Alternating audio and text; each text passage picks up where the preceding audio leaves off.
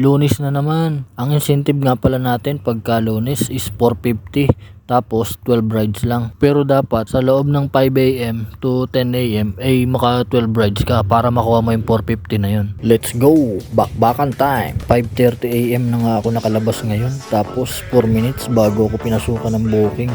Paano? Ang daming tambay na rider dito sa baluarte ko. Marami kasi talagang booking dito sa amin. Yung first booking ko nga hindi ko na i-record kasi yung camera nasa compartment pa. Ang drop off nga ng first booking ko ay sa HB de la Costa, Makati. Wala nga booking doon kaya bumalik ako dito sa amin. Pagkabalik ko nga pumasok agad tong second booking ko. Pitogo to BGC nga lang yung booking na to. Pagka-drop ko nga kay ma'am wala pa rin pumasok na booking kaya bumalik ulit ako doon sa amin.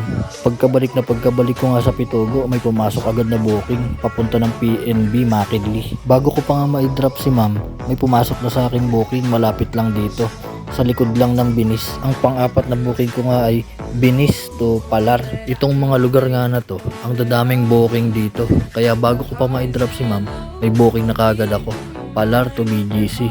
Nag-request nga si ma'am sa Makinli daw kami dumaan para hindi kami matraffic. Di ko lang masabi na doon naman talaga ako dadaan. Pagka-drop ko nga kay ma'am sa BGC, walang pumasok sa akin na booking. Pero malapit lang to sa amin kaya bumalik uli ako sa amin. Pagkabalik ko nga, may pumasok agad na booking papunta ng Chino Roses. Bago ko pa nga ma-drop si sir, may booking na ako agad dun lang sa may bandang unahan papunta ng Makati, malapit dun sa may circuit. Sa mga oras nga na to, yung booking ko dito tuloy-tuloy na. Si sir nga pala ay pampitong pasahero ko na. Bago ko pa nga ma-drop si sir, ay may pasahero na agad ako. Katabi lang nitong pinag-dropan ko sa kanya. Ang pangbalong booking ko nga ay Makati to Makati lang sa may Legazpi Street. Bago ko pa nga ulit ma-drop si ma'am ay may naghihintay na sa akin na pasahero sa may Ram Plaza papunta ng Rojas Boulevard. Syempre, bago ko pa ulit ma-drop si ma'am ay may pasahero na ako sa may Shell Pasay going to Santa Ana. Pagka-drop ko nga kay ma'am, matik may nag-aantay na kagad sa akin na pasahero sa may unahan lang. Ang booking nga pala na to ay Santa Ana to Balagtas Plaza, Pandakan.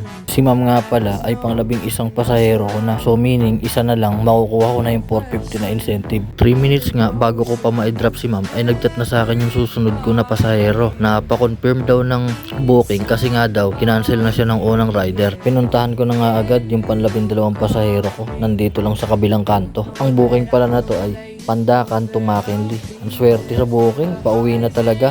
Pinatay ko na nga pala yung ko dito, application ko para hindi na ako pasukan ng booking. Para pagka-drop ko kay ma'am, kakain na ako, pauwi na.